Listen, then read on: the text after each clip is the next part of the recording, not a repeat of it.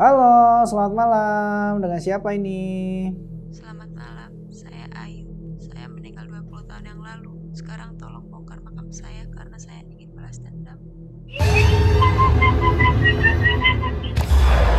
Apa yang Diazens lakukan jika mendapatkan telepon kayak gitu? Awalnya sih dikira kayak lucu-lucuan ya, kayak ngeprank atau iseng ngerjain temen. Tapi kalau itu emang beneran terjadi, apa yang akan kalian lakukan? Dan ternyata situasi yang seperti itu pernah dialami oleh beberapa orang yang mengaku pernah ditelepon oleh seseorang yang sudah meninggal.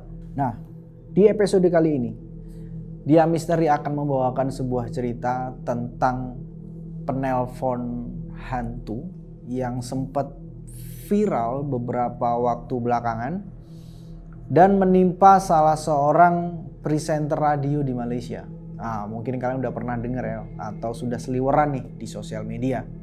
Dan ternyata nggak cuman presenter radio di Malaysia aja yang ngalamin kejadian ini. Di Indonesia, 2 presenter kondang radio pernah ngalami hal yang serupa. Kira-kira gimana ceritanya? Langsung aja.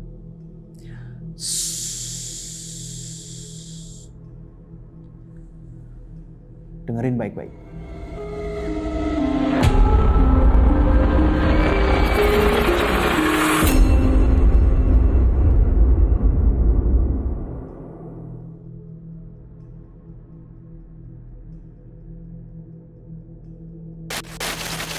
Kisah pertama kali ini kita awali dengan cerita dari negeri seberang, dari Malaysia ya tepatnya. Ini sempat viral di beberapa waktu belakangan, yang mana seorang presenter radio ya, pembawa acara radio itu dengan akun TikTok Fazik Mukris. Kita sebut aja Fazik ya, Fazik. Awalnya dia tuh kayak ngebawain acara itu santai aja, biasa aja, nggak ada apa-apa. Tapi selagi dia membawain sebuah acara, dia tuh sambil live di TikTok di sebelahnya gitu loh. Dan dia siaran ini sama temennya yang namanya Zanin. Nah, awalnya semua berjalan lancar dan sampai tiba-tiba ada salah seorang pendengar yang menelpon ke radio itu dengan nama Nida. Dan Nida ini meminta tolong kepada Fazik untuk memberikan hadiah tas kepada ibunya. Jadi diberikan kepada ibunya Nida. Dan masalahnya si Nida ini ternyata sudah meninggal 30 tahun yang lalu. Wah, ngeri sih. Setelah si Fazik menerima telepon dari si Alicia waktu itu ya, ditutup, kemudian dia langsung mendapatkan telepon berikutnya yaitu dari Nida. Dan dia langsung menyapa itu. Halo, ini siapa? Saya. Waktu itu suara si penelpon itu nggak begitu jelas karena kayak suaranya kecil banget. Sampai Fazik ini ngegedein volume telepon agar bisa mendengar suara si penelpon itu. Kemudian dia nanya lagi dong, nama kamu siapa? Kata Fazik. Nama saya Nida. Suaranya itu kayak orang yang habis nangis gitu dan agak gimana ya, agak nyeremin sih. Nah, jawaban Nida ini ngebuat Fazik dan teman-temannya yang ada di studio radio waktu itu sempat gelisah tuh. Ini ada apa nih? Karena nggak pernah ada yang kejadian kayak gini. Dan si Fazik menanyakan kepada Nida, apakah Nida ini baik-baik aja? Karena dari suaranya itu kayak orang yang ketakutan, kayak orang yang kayak ragu-ragu, suaranya lirih, macam-macam lah. Jadi pikiran orang waktu itu nih ada apa nih sama Nida ini? Kemudian si Nida itu bilang kalau dia itu pengen meluapkan apa yang ada di hatinya gitu. Nggak langsung bilang sih perasaan seperti apa, cuman si Fazik pun kayak memancing gitu. Ya kamu cerita aja apa yang terjadi sama kamu, apa yang kamu alamin, apa yang kepengen kamu share di sini. Dan si Nida pun ngomong,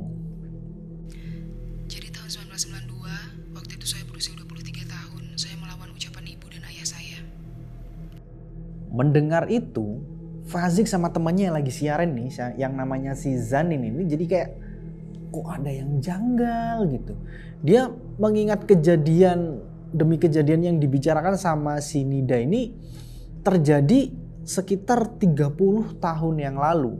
Dan itu kayak lama banget gak sih? Lalu si Zanin minta Fazik untuk ngerekam suara si penelpon ini, si Nida ini, untuk dijadikan bukti kalau misalkan ada apa-apa ya kan. Akhirnya direkam lah itu pembicaraan. Si Nida pun lanjut cerita kalau dia itu pas mendekati hari raya Lebaran, pokoknya hari raya lah, orang tua Nida itu nggak ngizinin Nida untuk keluar rumah pada waktu itu. Tapi si Nida tetap kekeh kepengen keluar. Yang sebenarnya dia keluar itu pengen ngebeliin kado untuk ibunya, dan kebetulan ulang tahun ibunya itu cuman beberapa hari lagi gitu, hampir bersama dengan hari raya. Jadi dia tuh nggak pengen bilang sama ibunya kalau dia pengen ngasih surprise. Tapi ibunya ngelarang karena jalanan waktu menjelang hari raya itu ramai banget. Dan si ibunya nggak ngizinin Nida, tapi Nida tetap berangkat. Sampai akhirnya si Fazik pun kayak oh iya paham. Terus gimana? Nah si Fazik ini masih mencoba untuk menanggapi cerita dari Nida. Tapi karena udah dekat hari raya, barang-barang di toko banyak yang habis. Saya cari dari hulu ke hilir nggak ketemu. Saya dapat tasnya itu waktu udah malam. Nida itu ceritanya kayak gitu. Dan dia bilang kalau dia tuh udah capek banget sampai malam tuh karena sulit mendapatkan kado yang diinginkan. Jadi dia tuh mau ngasih kado berupa tas kepada ibunya karena ibunya ulang tahun ya kan. Cuman setelah malam akhirnya dia dapat dan dia memaksa untuk pulang karena udah malam. Dan di perjalanan pulang itu suasana udah sangat gelap dan sepi. Bahaya juga karena di lingkungan itu ya terkenal agak rawan lah ya. Saya melihat waktu itu jalanan lurus, sumpah jalanan waktu itu lurus. Tapi entah kenapa tiba-tiba saya belok ke kanan. Saya melihat mobil saya tidak bisa berhenti sampai akhirnya masuk ke dalam jurang. Makin mikir dong si Fazik ini, kok bisa? Apa yang terjadi berikutnya? Dan ternyata Nida itu melanjutkan ceritanya. Si Nida bilang kalau saat itu dia masih berusaha untuk keluar dari mobil, tapi nggak bisa sama sekali. Dia sia-sia karena pintunya itu kejepit. Jendela pun juga nggak bisa dibuka. Sampai akhirnya di pikirannya saat itu adalah dia cuma bisa melemparkan tas yang dia beli untuk ibunya keluar mobil. Gimana caranya pokoknya tas itu harus keluar. Akhirnya dengan jendela yang sedikit terbuka, dia lemparlah tas itu keluar mobil. Saya sangat meminta tolong. Bisakah kamu memberikan tas itu ke ibu saya? Ucapan Nida kali ini dibarengi dengan suara isak tangis. Isak tangis yang kayak memendam sesuatu yang lama gitu. Terus si Fazik jadi penasaran dong. Kamu di mana sekarang? Si Fazik tuh tanya kayak gitu. Tapi si Nida nggak ngejawab. Dia cuman terus saja nangis. Saya tidak sempat memberikan tas itu ke ibu saya. Saya tidak sempat keluar dari mobil itu. Mobil itu sudah terbakar, Fazik. Tolong saya, Fazik. Sebentar. Saya nggak paham nih, kata Fazik kan gitu. Ya, dia masih bingung tuh. Nah si temannya si Zanin ini juga diem aja. Dia masih kebingungan dengan cerita si Nida. Saya mau memberikan ke ibu saya. Tiba-tiba setelah dia bilang saya ingin memberikan tas itu kepada ibu saya, ada suara tangis dari telepon.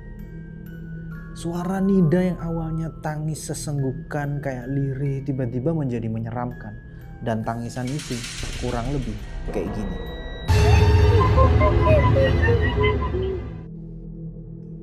Dan ternyata suara tangis itu cukup membuat si Fazik dan temennya si Zanin ini ketakutan sampai mereka itu istighfar gitu. Astagfirullahaladzim. Gak lama telepon pun langsung terputus. Fazik dan Zanin akhirnya berusaha menguasai situasi. Dan dia segera meminta maaf kepada para pendengarnya waktu itu karena mereka harus mendengar sesuatu yang menyeramkan. Bahkan si Fazik dan Zanin sendiri gak nyangka telah mengalami kejadian mistis, horor, menakutkan kayak gitu. Dan itu pertama kali mereka alami selama mereka duet ya, jadi penyiar radio. Nah, di Azens itu tadi adalah cerita dari Fazik dan Zanin, dua penyiar radio dari Malaysia yang mengalami hal-hal mistis karena ditelepon oleh pendengar yang ternyata sudah meninggal 30 tahun yang lalu. Dan ternyata di Indonesia juga ada dua penyiar. Dua penyiar ini sudah cukup terkenal ya, yaitu adalah Desta dan juga Nikta Gina. Yang kita tahu keduanya juga menjadi penyiar radio di Prambors pada 2019 lalu. Nah, waktu itu mereka lagi buka segmen untuk menceritakan pengalaman para pendengarnya by phone ya. Jadi pendengar itu telepon untuk menceritakan pengalaman gak menyenangkan saat berkendara. Nah, di sini ada sebuah telepon dari sosok yang diyakini adalah hantu atau orang yang sudah meninggal. Gimana ceritanya? Yuk kita simak.